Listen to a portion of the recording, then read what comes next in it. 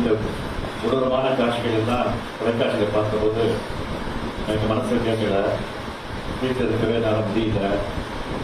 அதனால தான் முன்கூட்டியே போக வேண்டும் என்று திட்டமிட்டு 1 மணி அளவில் வானத்தை பிடித்து எவ்வளவு தேர்ந்தெடுக்கிறேன்.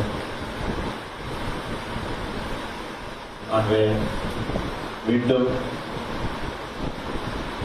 மரணமடைந்து இருக்கக்கூடிய அந்த குடும்பத்திற்கானவர்களுக்கு நான் மீண்டும் ஆறுதலை தெரிவித்துக் கொள்கிறேன்.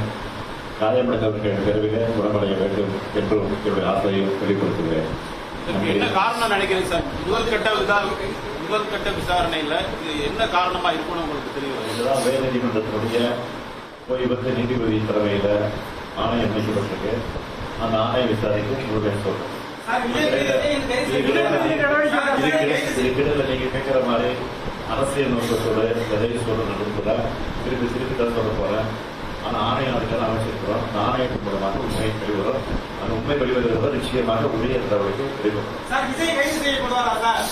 ஆணையம் சொல்லுகிற அந்த அறிக்கை அடிப்படையில உரிய நடவடிக்கை எடுக்கப்படும். யாரு கைது செய்யப்படுவாரு, கைது செய்ய மாட்டாங்க. நீங்க கேட்கிற எந்த இடத்துல கேட்டீங்களோ அதுக்கெல்லாம் நான் ஒப்புறதுக்கு தயாராக இல்லை. அது நீண்ட காலமாகவே சார் ஆணையம் அறிக்கை விரைவில் சொல்வதற்கான முயற்சி நிச்சயமாக இடம் வழங்குனதுலதான் குளறுபடின்னு சொல்றாங்க. ஒரு சரியான சின்ன இடத்துல கொடுத்துட்டாங்க.